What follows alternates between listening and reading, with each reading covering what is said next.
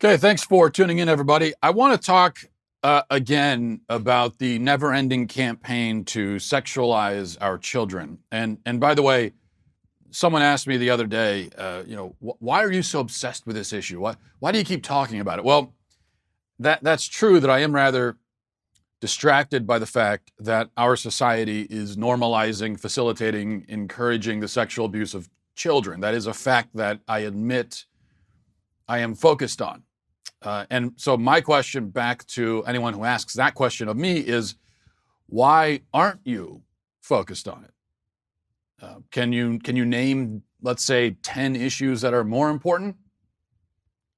Okay, so now an article in the Daily Wire, this written by Josh Hammer. It says, on Facebook, Fairfax County, Virginia School Board candidate Priscilla De Stefano. Let's just call her Priscilla. Sounded the alarm on the news that unless parents opt out, children in the county would be mandated to take the Fairfax County Youth Survey. Lest that survey sound innocent enough, she highlighted how the questionnaire would reportedly grill children as young as 8th grade on whether they are sexually active, whether they have engaged in oral sex, on how many sexual partners they've had in 8th grade. It would also reportedly probe children as young as 6th grade about whether they smoke marijuana or drink alcohol. This is her Facebook post. She says, starting this week, 6th, 8th, 10th, and 12th graders will be given the youth survey unless you opt them out. The 6th grade survey asks about drug use, like if they've ever huffed aerosols to get high. Please look through it to see if you're comfortable with your 11-and-a-half-year-old being asked the 84 questions of the survey.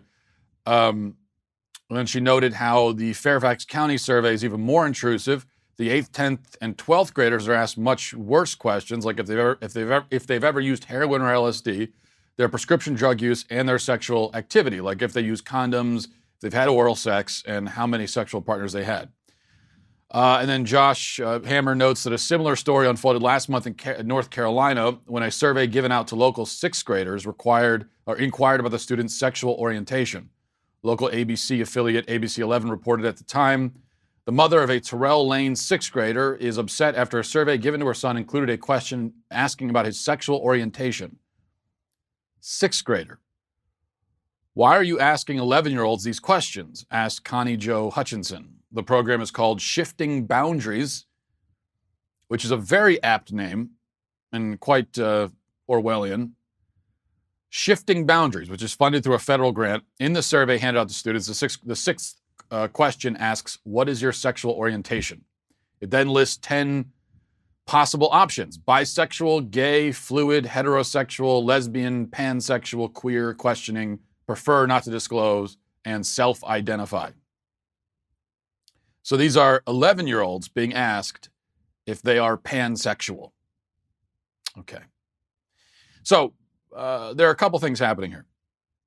First of all, we see again the normalization of this kind of activity among kids.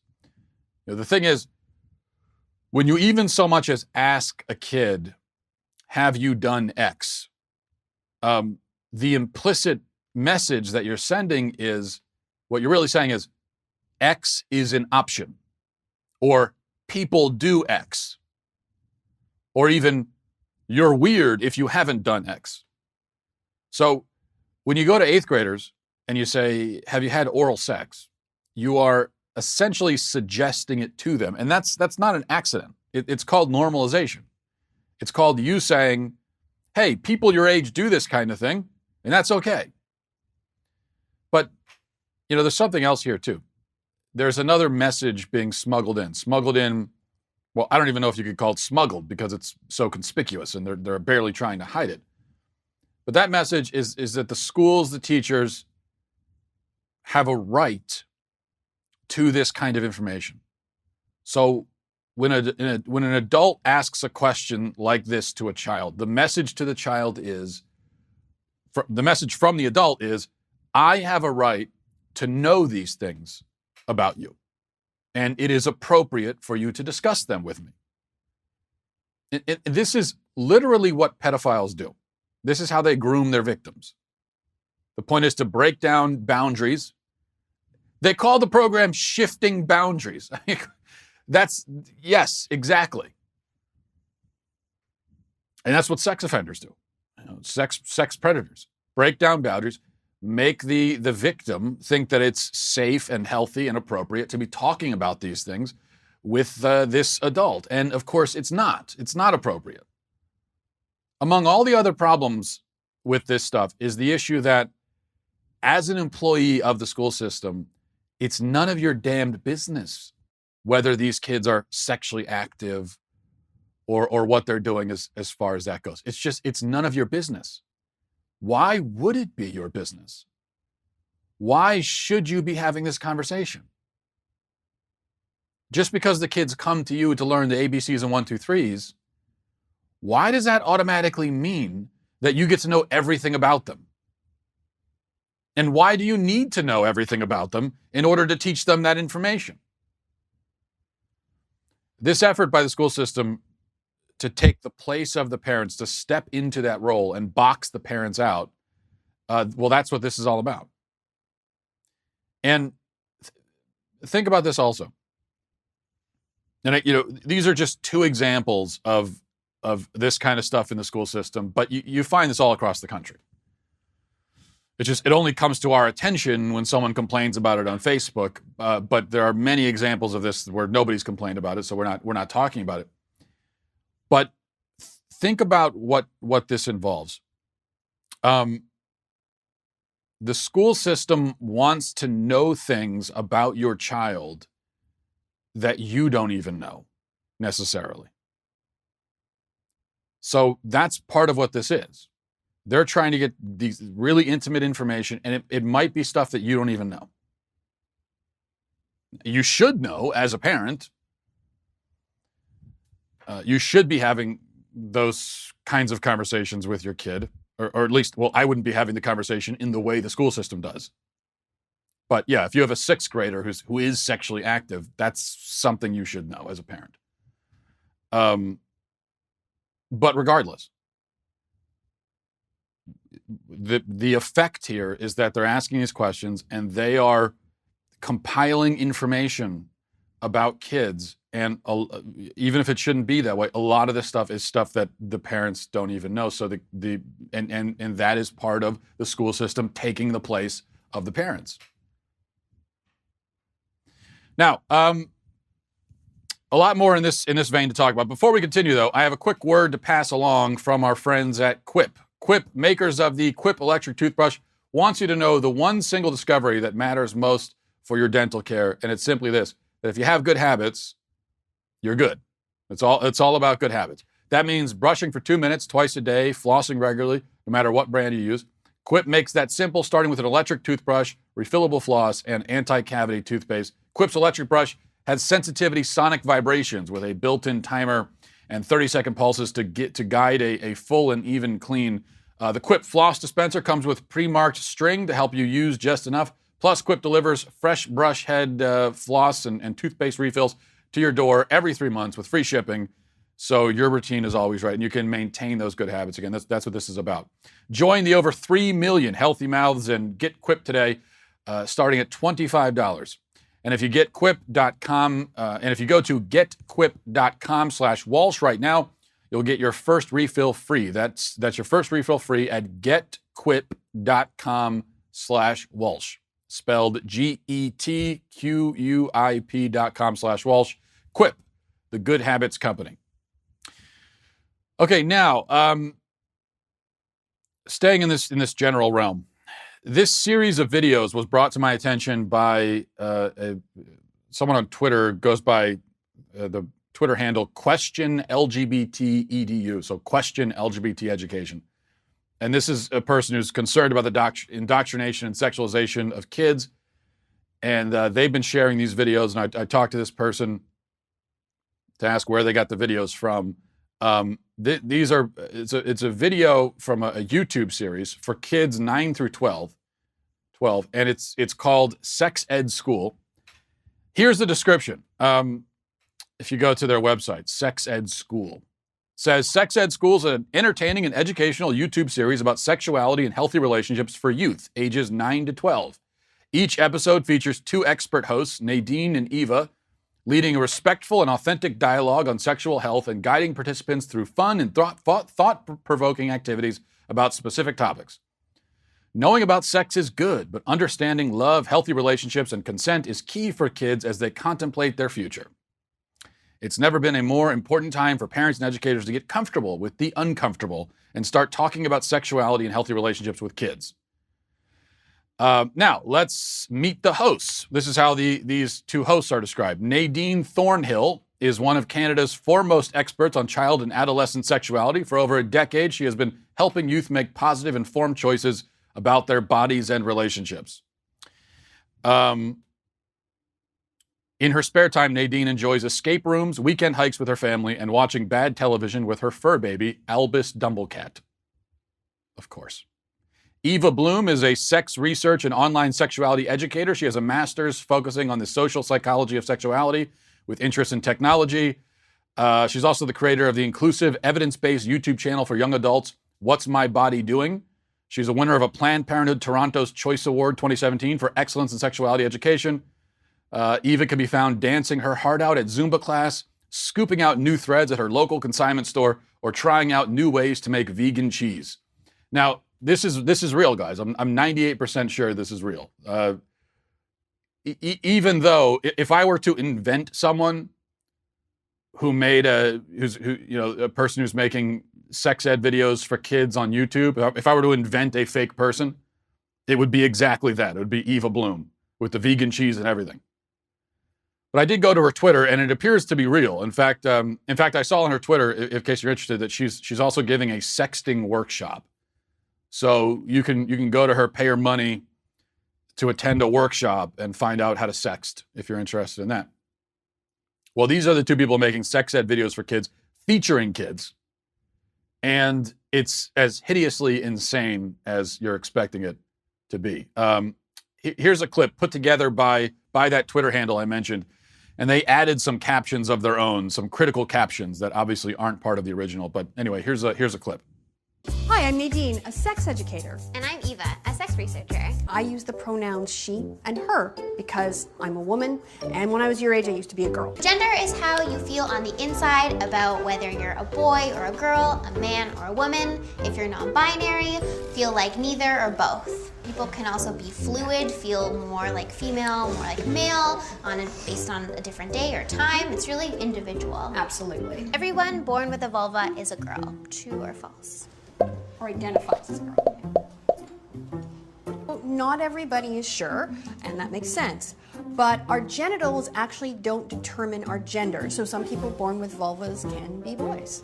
Let's learn a little bit more about gender. We actually have an extra special visitor to Sex Ed School. I have been through the spectrum, if we were to say a spectrum of like boys and girls, I have been everywhere in between. I was born a girl, and then when I was 2 years old, I told my mom for the first time that I was a boy. And I think that I framed it, I don't remember it, I've only been told stories, but I framed it because my brother's middle name was the same as my dad's. And so I insisted that my middle name was also the same as his. But back in the day, there was no talk shows and there was no internet, there was no resources. So she just ignored it. And then nothing happened for many, many years. And then it still took me a long time into my 20s before I decided to transition. Well, a few gems in there. People can feel more male or female based on the day or time. Did you catch that? One of those, I think it was Eva Bloom that said that. One of them said, whether or not you're male or female can actually change with the day or time. So, maybe you feel more male at 1 o'clock in the afternoon on a Thursday, but at 7 o'clock in the evening on a Sunday, you might feel more like a female. Of course, these kids, because they're kids, don't ask a simple question like, well, what does that even mean? What do you mean feel like a male or female? And how do you know that the feelings you're having are male or female feelings?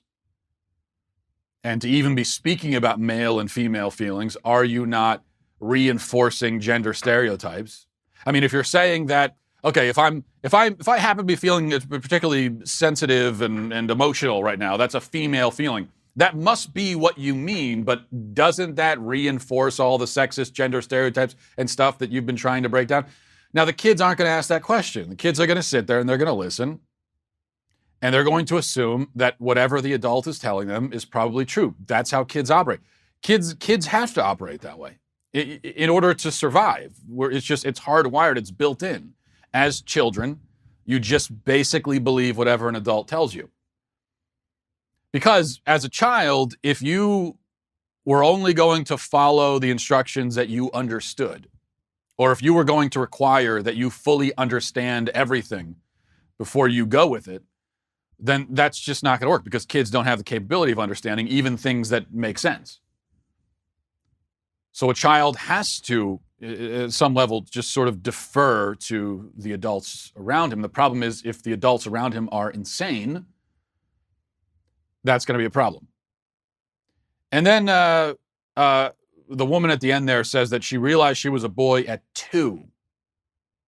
2 years old. 2. Do you have any idea how young 2 is? 2 years old is when she came to this realization. Now, let's continue this journey with the woman who discovered she was a boy at 2. Watch this. Yeah. If you were a girl when like you're little, how did you like change to become like a boy? So in my 20s, for my personal journey, I started with hormones, which is what changed my voice a bit, and it changes your body a little bit. Yeah. Like now that you have a bit of a beard. Yeah. So that is because I'm on testosterone. So like, do you have male or female parts? I'm sure a lot of people ask, or a lot of people are wondering that. For me personally, I have had top surgery, which means that I had, the technical term is a double mastectomy. So I did have my breasts removed. So I have scars here on my chest. And then I really only talk about kind of what's in my pants if people are getting in there. We're gonna play a game involving some chairs. How are these chairs that you selected? Comfortable. Yeah, you look very comfortable. How are you down there?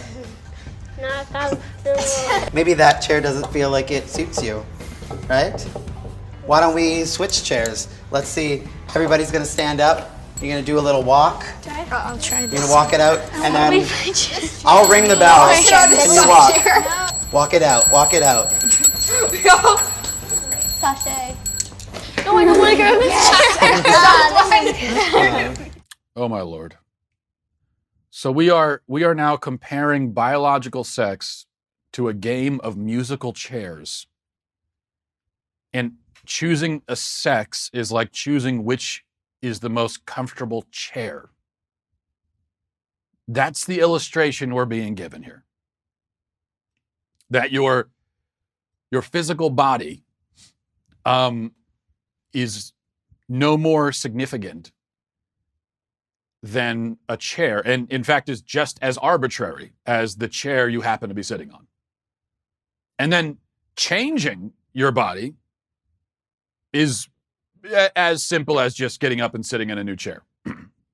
Leaving out all the stuff about how you're getting expensive surgery, permanently mutilating your body. I mean, the thing about sitting down in a chair is that, yeah, you're sitting in the chair for a second, you can get up and sit in a new chair.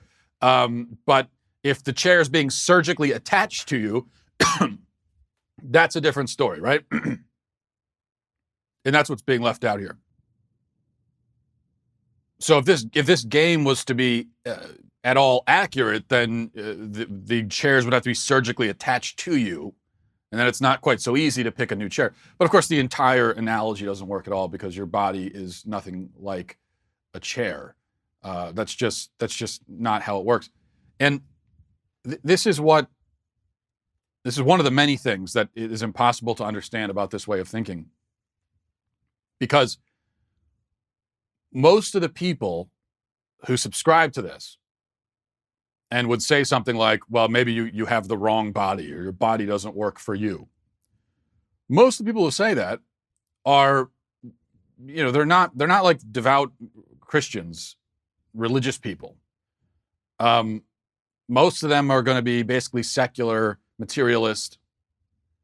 The point there is that from that perspective, in that worldview, all you have is you are your body. You're not anything but your body. That's all you are. So when you talk about you, if I were to say me, the only thing I'm referring to is just my body. So for me to say that my body is the wrong body doesn't make any sense. What I am then saying is, I am the wrong me. This me is the wrong me. I should be a different me. What? That's nonsensical. The only way you can begin to make sense of this is if you introduce a concept like a soul. And then you could try to say, well, I've got I'm a female soul stuck in a male body. The problem there is that, first of all, you're coming up with a relationship between body and soul where the body is just, in fact, you heard it there, is just a vessel that contains your soul, which is not how it works. But also, okay, you've introduced soul, now you've introduced God, okay, and so now you're saying what? God accidentally put the wrong soul in the wrong body? He made a mistake on the assembly line? So once you introduce soul, it still doesn't make any sense, because now you're suggesting that God made a mistake in how he matched up the soul and body, and the only way to fix it is to mutilate your body. All right. As we continue, let me pause for a moment to tell you about Brick House Nutrition. Have you ever wondered why so many Americans are sick, unhealthy, overweight? Between the food supply and a sedentary lifestyle, Americans are in the worst shape that they've ever been. And that's why the team of on-staff physicians at Brick House Nutrition created Field of Greens. Field of Greens is an easy way for you to add fruits and vegetables to your daily routine without spending hours in the produce section or hiring a home chef or taking cheap supplements. None of that. Forget about all that. Field of Greens is made with real USDA organic fruits and vegetables. It also helps boost your immunity and using antioxidants, and it assists your digestive health with prebiotics and probiotics. So it's like having a doctor and a nutritionist right there in your kitchen. One scoop delivers a full serving of fruits and vegetables. Just drop in a cup of water, stir it, and that's it. You're done. And it's also great for smoothies as well. That's how I prefer to have it, is with a smoothie. Bottom line, this is real food, not extracts, and you will look and feel better. Go to brickhousewalsh.com and get 15% off your first order just for trying it out with the promo code Walsh. That's brickhousewalsh.com, promo code Walsh. Okay, so speaking of nutrition, there's been an outcry recently over people allegedly getting arrested for eating sandwiches on public transportation. Maybe you've heard about this. Let me see if I can pull this up. Reading now from Mercury News. It says a top BART official apologized on Monday after a Bay Area man was arrested for eating a sandwich on the platform last week, capping a viral incident that angered riders and spurred an eat-in on Saturday. In a statement, that transit agency's general manager, Bob Powers, apologized directly to the rider, identified by KTVU as Steve Foster of Concord, and said he was disappointed in how the situation unfolded. Powers said, enforcement of infractions such as eating and drinking inside our paid area should not be used to prevent us from delivering on our mission to provide safe, reliable, and clean transportation. I apologize to Mr. Foster, our riders, employees, and the public who have had an emotional reaction to the video. So people have had an emotional reaction. I apologize to the people who've been emotional about it. Videos of the November 4th encounter have racked up more than 1 million views on Facebook and Twitter since they were posted on Friday. BART said Foster was stopped for eating in the system, which is against state law, and that Foster was handcuffed when he refused to provide his name for the citation. Foster also allegedly cursed at and made homophobic slurs at the officer, Powers said. But the incident spawned outrage among Bay Area transit riders, many of whom saw it as racially motivated, and a case of an overzealous officer enforcing a little-known rule. Foster's black, the officer arrested him as white, so on and so forth. Okay. I'm going to part company with, I guess, most people on this. Everybody seems to be mad at the cop. I think that's totally absurd. And I think for Mr. Powers here, the general manager, transit agency general manager, for him to throw a BART police officer under the bus like that, or under the train, I guess, as it would happen, is completely outrageous. I mean, he says enforcement of infractions such as eating and drinking inside our paid area should not be used to prevent us from delivering on our mission to provide safe and clean transportation. Isn't the idea of enforcing the ban on eating, isn't that in order so that transportation will be clean? Isn't that the whole point? So what Powers is saying is that the enforcement of the rule against eating has interfered with their mission of making everything clean. What?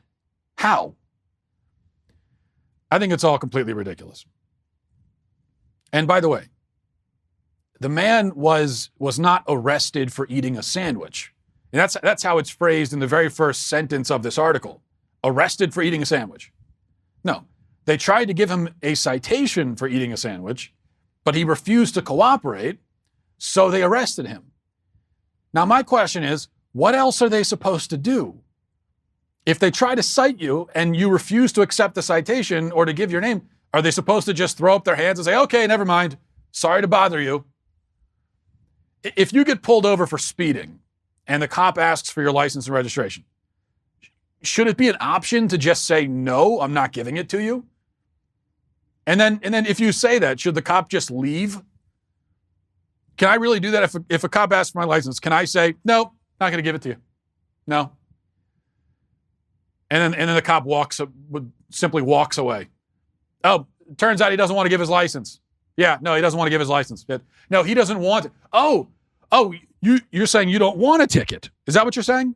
Yeah, I'd prefer not to have a ticket. Well, then never mind. Be on your way. Be on your way. I thought maybe you wanted one, but if you don't want one, then never mind. Is that how law enforcement is going to work? No, if you're going to do law enforcement that way, where the lawbreaker has the ultimate say in whether he'll cooperate with enforcement, if that's the way it's going to work, you may as well not even have law enforcement officers anymore, and you may as well not even have the law anymore, because it's effectively moot. Now, you might argue that this is a dumb law, that it's a dumb nanny state law, and that this is not how, law enforcement should not be focused on this kind of thing. That's a fine argument. I'm not necessarily disagreeing with it. I don't necessarily agree with it either, because I actually think that having a rule against eating on public transportation, I think there's an argument to be made for that, because the fact is that people are slobs, and so if you let them just eat wherever they want, you're going to end up with trash and food all over the place. It's the same reason when you get into an Uber or a cab, usually there's a sign that says, please don't bring food or drinks in here. That's not an issue of law. That's just their own personal rule. But why do they have that rule? They know people are slobs, and if you bring in food, you're probably going to spill it or you're going to leave the trash. And so I don't want to have to deal with that. So I think that people are acting like it's crazy to have a rule against eating on public transportation. I don't think it's crazy. But all in all, I'd probably agree that this is not something that the state necessarily needs to get involved in, and we don't need to have officers focused on this. But the police don't write the laws, okay? They aren't the ones you should be yelling at. Lawmakers make the law. That's why we call them lawmakers. Police are law enforcers. So they don't have any input whatsoever into the laws themselves. And it's also not up to them to decide which laws they prefer and then only enforce those. We don't want them to do that. No, they just enforce the law. If you don't like the law itself, go talk to the nanny state politicians who put it in place. This police officer is a transit cop. His whole job is to enforce laws on public transportation. That's what he does. That's his entire job. And provided that the laws are not flagrantly immoral, okay, if there was a law that said that like everyone in a flannel shirt has to be thrown in front of a train or something, then I would agree that that's a law that the police officers would have a moral obligation not to enforce. Because I'm just following orders is not an excuse to do objectively immoral things. A law against eating a sandwich on the train is not immoral. You could say it's stupid, frivolous. It's not immoral. There's no moral conflict here. And if I was a police officer and I knew that my job hinged on enforcing laws like that, I'd enforce them. I'm not going to get fired so that you can eat a sandwich on the train. Why should I? It's not that important. So this is who you should take it up with. Don't like the law, take it up with the people who made the law. What I don't get is that with every time we're always focused on the people enforcing the law, and the people who make the law get off the hook. In fact, sometimes you have the lawmakers themselves turning around and criticizing the law enforcers, who are only enforcing the laws that those lawmakers made. I got pulled over recently for going 45 and a 30. Personally, I think it's really dumb because the section of road that I was on was, there's no reason for it to have a 30-mile-per-hour speed limit. There was no houses around. It wasn't residential. There were no schools. It was just kind of a straight back road chunk of road there. And I didn't see any reason for it to be 30 miles an hour. I think the speed limit should have been 45 or 50. But it wasn't. It was 30, and I was breaking the speed limit. I got pulled over. I didn't get mad at the cop for pulling me over. Why would I? He's sitting there. It's his job to enforce the speed limit. I broke the speed limit, and so he pulled me over. It's really simple. I didn't start crying about how I'm being picked on and you let all those other people speed, but you pulled me over. Yeah, probably. Yeah, a police officer can't pull over literally every single person who speeds. But they're going to get a few of them. And if you might be one of those people, and it might be your unlucky day, to start crying and acting persecuted about it like this guy is with the sandwich, look, you might not like it. That's the law. You broke it. It's not like you have some sort of constitutional right that you're taking a stand for. All these people that are doing the eat-in, taking a stand for their right to eat on. You don't have a right to eat on a train. Someone actually said to me on, a few people on Twitter said that this is a constitutional issue. And one person even said that when I said, well, okay, no, you don't really have a constitutional right to eat on. Someone said, well, where does it say in the Constitution that you can't eat on a train? Someone actually said that. Not joking. I don't think they were joking. They were being serious. And if you don't know what the problem is with a claim like that, then I'm not going to explain it to you. But in any case, it's not, this is not an issue of rights or First Amendment or anything. It might be a frivolous and stupid law, just like the 30-mile-per-hour speed limit on the area that part of the road that I was on. I think that was frivolous and stupid, but it's the law and it was being enforced. I'm not saying that we should just accept every frivolous and stupid law. I don't think that at all. I'm saying we should take it up with the people who make those damn laws. That's where we should bring our grievances. So if you're going to have an eat-in or something, if it's that important to you, which frankly, I don't know why it is that important, of all the things, I think something like the speed, I think frivolous speed limits that are there only to trick you into speeding so that the state can take money from you, I think that's far more outrageous and more worthy of our outrage than a rule against eating on a train. But that's just me. In any case, if it is that important to you, then why aren't you going to the state capitol, finding where the lawmakers are and having your eat-in there? So that's what doesn't make any sense. I used to live in a beach town, and there were all kinds of dumb laws. Every beach town has them. They're tourist areas. All kinds of dumb laws about what you can and can't do on the beach. For example, you can't drink alcohol on the beach. I always think that's pretty stupid. But and there would be cops on the beach enforcing these laws. I didn't get mad at the cops for enforcing the law. They are cops in a beach town. Just like this is a cop, who works in public transportation. This is what they do. They have no choice but to enforce the laws in this area. That is their job. So with the beach town, I got mad at the local officials who came up with these stupid rules. And that's where the anger should be directed.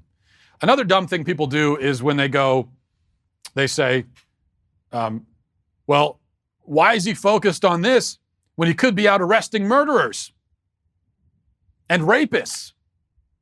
Oh, it's really that simple, huh? So a cop could just hop into his car, go downtown, and arrest 16 murderers and 27 rapists before lunch. Is that how you think it works? Why don't you go arrest some murderers? Yeah, I'm sure they'd love to. It's not that simple. There's a process you have to go through.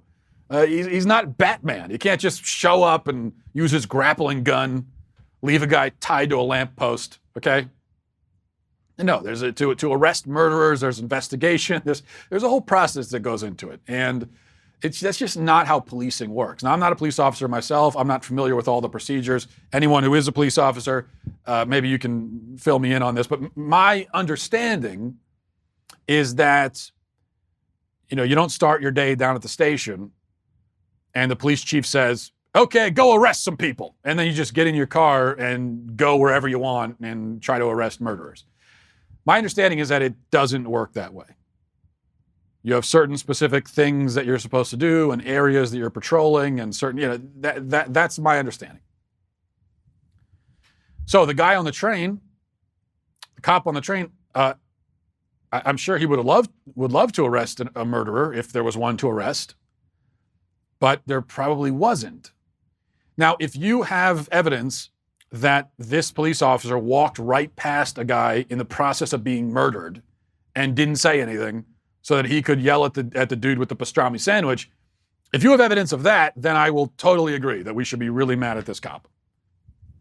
In fact, cops probably go to jail for negligence. But I don't think that's the case. I think that he was just there enforcing the law. He was a guy breaking it. He didn't arrest him. He didn't cuff him at first. All he just said, okay, I got to give you a citation. Not a big deal. Okay, we're not making a huge thing of it. But you did this. I'm right here watching you do it. I'm a police officer, so I'm going to cite you for it. I don't know. Same with, it's like anything else. It's like getting mad at the meter maids, the people that give you parking tickets. You come out, you see someone putting a parking ticket on your car, you start yelling at them. People do that. What are you yelling at them for? If you really think that it shouldn't cost you anything to park in this particular area, which maybe it shouldn't, depending on the situation, then don't talk. Why are you talking to them? They're just doing their job. Okay. So I'm not going along with that outrage, I'm afraid to say. I'll meet you guys for the next outrage. I'll catch up with you later, okay? Let me know when there's a better outrage and I'll be there.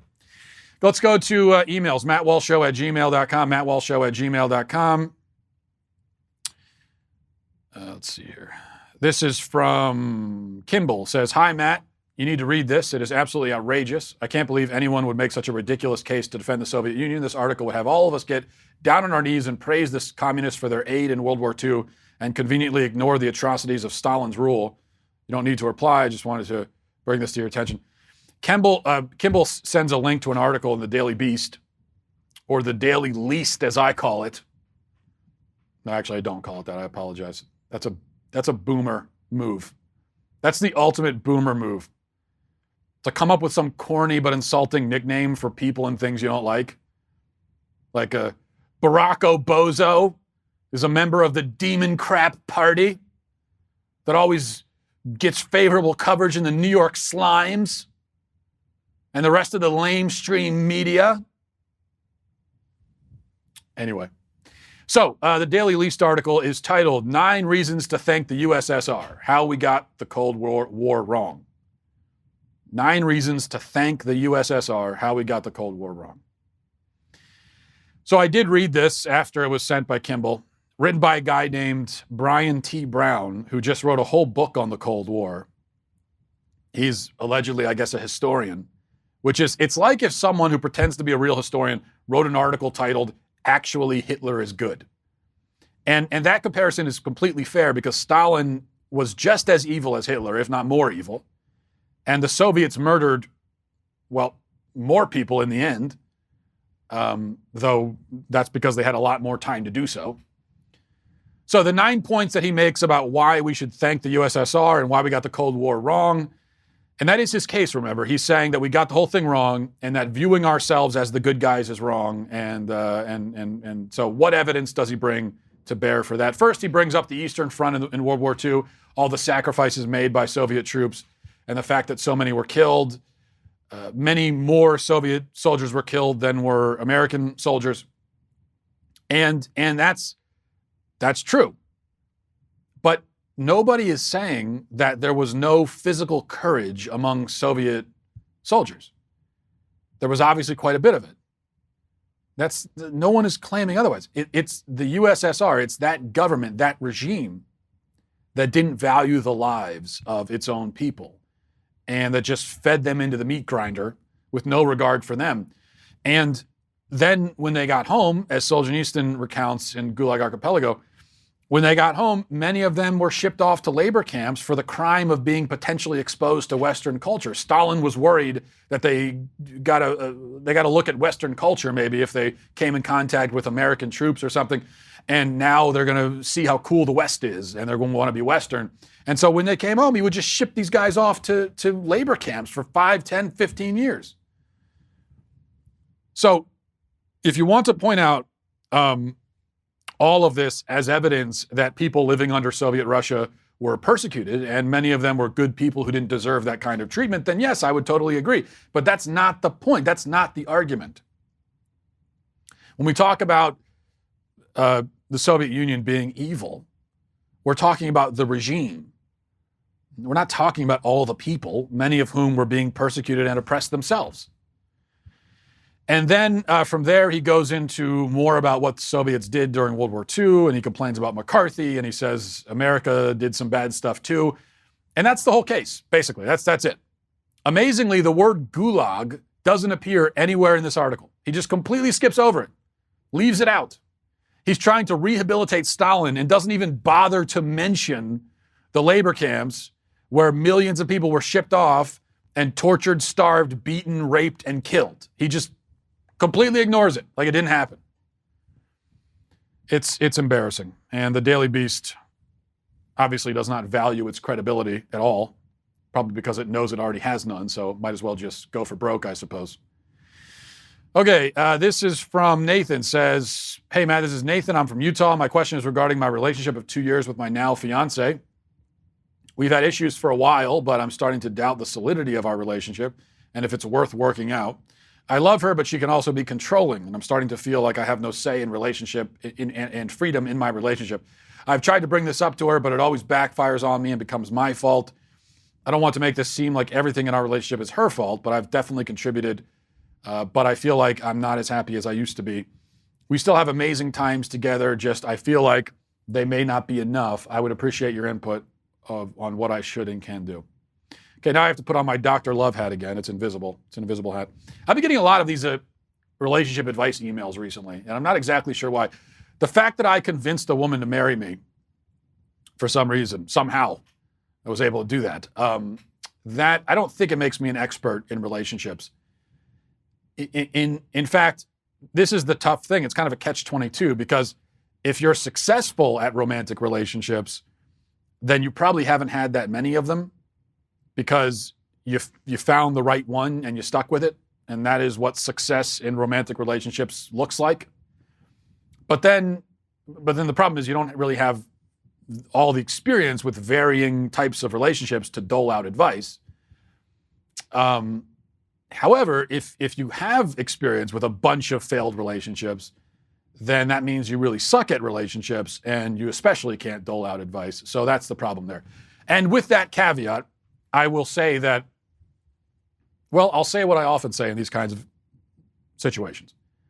And I don't mean to be too quick in telling people to pull the plug, but my thought is if you aren't married and you don't have kids, then there's really nothing tying you together. And this is someone who you could have out of your life in 10 minutes if you wanted to. Now I know you're engaged, so that makes it a little bit more complicated, I suppose, in a certain way.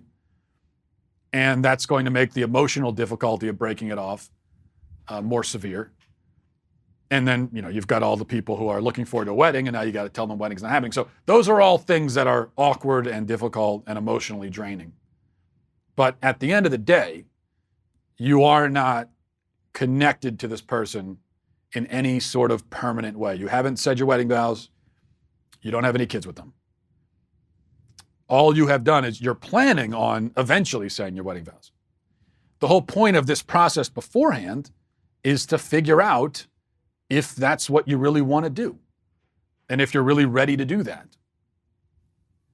So if you were writing to me and telling me that your wife is controlling and you have no freedom and you aren't happy and it's not like it used to be and so on and so forth, then I would be recommending various things you could do to try to fix that, fix your marriage, put yourself back on the right track, put yourself back into your proper place as a man and not a child to be ordered around. And that's what I would be saying, because if you're married, then you should fight for that marriage. You agreed to fight for it when you got married. But if you're not, and you're telling me that you're feeling that way, and you're telling me that you're not that happy, and you don't feel respected, and you feel like you're being controlled, and you don't feel like she listens to you, and all of that, then there's a part of me that says, why mess around with it? Why waste your time? She doesn't treat you well. She doesn't respect you. Why even bother trying to fix it? You don't have to. That's the thing. When you're married, you have an obligation. If there's an issue, and there will always be issues that come up, you have an obligation to try to fix it. If you're not married, you don't have that obligation. And so if you come up against something and you say, this is probably more trouble than it's worth. Or if there's an issue with your girlfriend or even fiance that appears to be so fundamental and appears to lie at the core of her being, where you don't know if it can be changed, then again, that might be a reason to just go your separate ways. If you're not ready to do that, then I think at the very least, you say you've tried to talk to her. I don't know how direct you've been in those conversations. I know oftentimes there are people who say that they've tried to talk to their significant other about this or that issue, but in reality, they actually haven't. They've tiptoed around it, and then the moment they get any pushback, they go running for the hills. I don't know if that's the case for you. If it is the case, then what I would say is have a real conversation, sit her down, look her in the eye, say to her, I am not feeling respected in this relationship. I am not happy. You're trying to control me. You're trying to run my life. I'm not going to put up with that. Okay, that's not the kind of relationship we're going to have. I want this to work, but I'm not willing to be in a relationship where I am not respected and where my happiness is not taken into account at all. So are you willing to fix that or not? And if she says no, or if she tries to flip it around on you, or if she tries to play the victim, or if she tries to make you feel bad for bringing it up, or if she yells at you and she gets angry, then I would say that's it. You tried. You tried. But if she's not even willing to listen to your perspective, and you haven't even got into the marriage yet, that's not a good foot to start on. And probably at that point, I would just cut my losses. But maybe if this is the first direct and frank conversation you've had, maybe she didn't realize that you were feeling this way, and maybe she really does try to fix it, and maybe there is something there worth salvaging. I don't know. I tend to be skeptical, Nathan. I got to be honest with you. I don't mean to be a bummer, but going into a marriage and already feeling this way before you even walk down the aisle. It's one thing, look, to feel nervous, to be questioning, is this the right decision? I mean, all of that is normal. But what you're saying is, I don't know if it's worth working out. She's controlling. You don't feel respected. You don't have freedom. I mean, those are the kinds of issues that if they're going to come up, maybe they come up 15 years into the marriage and you hit a rough spot, a rocky patch, and then you work through it. Maybe you go to marriage counseling, but to be walking down the aisle with that kind of baggage, I would recommend against it. So one way or another, you don't want to walk down the aisle with that baggage. And if you can sort this out with her, then great. But otherwise, if you just have to end the relationship, then I would do that as well. All right, I think we'll leave it there. And thank you for watching, everybody. Thank you for listening. Godspeed.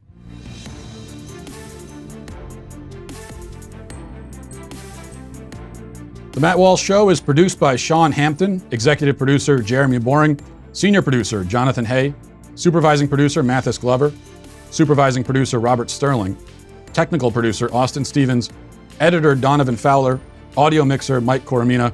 The Matt Walsh Show is a Daily Wire production. Copyright Daily Wire 2019. Hey everybody, it's Andrew Klavan, host of The Andrew Klavan Show. You know, some people are depressed because the American Republic is collapsing, the end of days is approaching, and the moon has turned to blood. But on The Andrew Klavan Show, that's where the fun just gets started. So come on over to The Andrew Klavan Show and laugh your way through the apocalypse with me, Andrew Klavan.